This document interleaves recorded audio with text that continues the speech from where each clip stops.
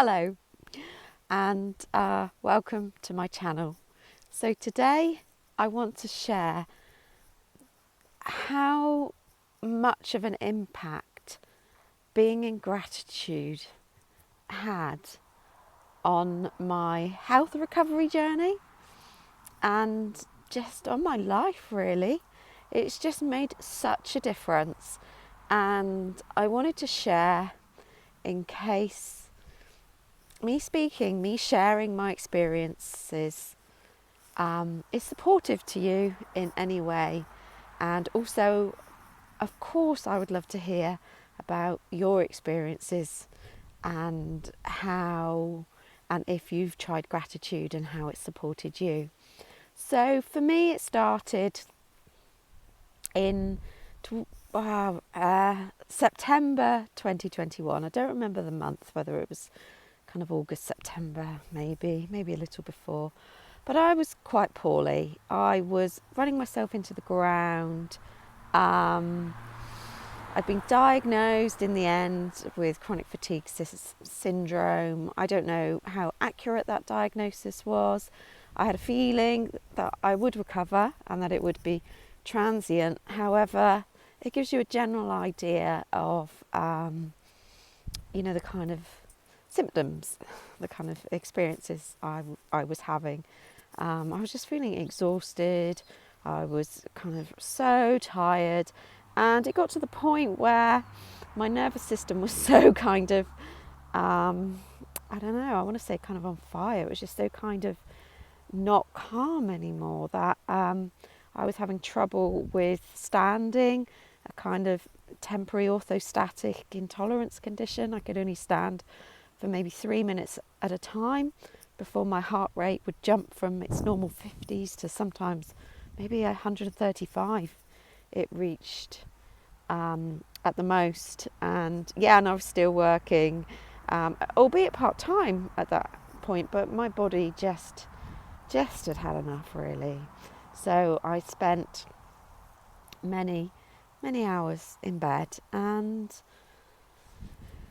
as a psychology student, as someone that knows quite a bit about the brain and just the way I am, I was, I didn't want to I didn't want to get kind of trapped in a cycle of unwellness and being poorly, when I knew in my heart of hearts that this was transient and I would get better. And I had a lot to be grateful for. My counselling tutor, when I first got diagnosed as being unwell in March 2020, following a period of illness, she was a mindfulness teacher too, and she advised me to try and see the gratitude in it.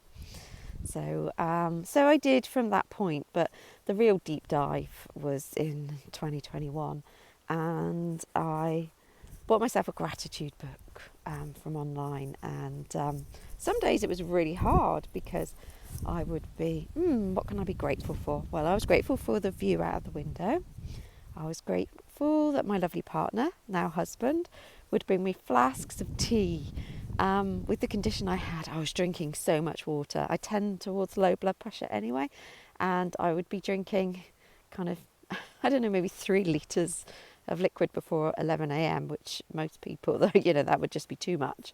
But I found an amazing cardiologist online that was gave lots of tips and support for people that had health challenges with orthostatic intolerance, which was how my symptoms presented, and so I could do little exercises and wear special kind of stockings to push the blood flow up my legs and things like that. So I had a lot to be grateful for, but it didn't always feel that way, and sometimes it was hard. I missed being outside. I missed being in nature.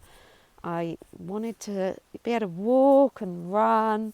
I'm not quite there with the running yet, but I would play videos in my head. Imagine lying there with my eyes shut. Imagine myself doing all of these things, kind of in my mind's eye. I I followed a guy for a while called Gupta. You might have heard of the Gupta program, and it was a tip I got from him actually. Imagine that you're in a cinema and it's your movie playing, and the movie I was playing at the time was me being fit and healthy and well and running, and I imagine being in all my favourite places. And I also know that the science has shown, with fMRI scanners, etc., that our brains can create the reality we want in our heads, and our bodies don't know the difference. So it can be another thing to add to your kind of arsenal, if you like, of healing tools, coping mechanisms if you're in a difficult place. And yeah, I just wanted to share that in case this is a message that you needed to hear today. So much love to you. Take care. Bye now.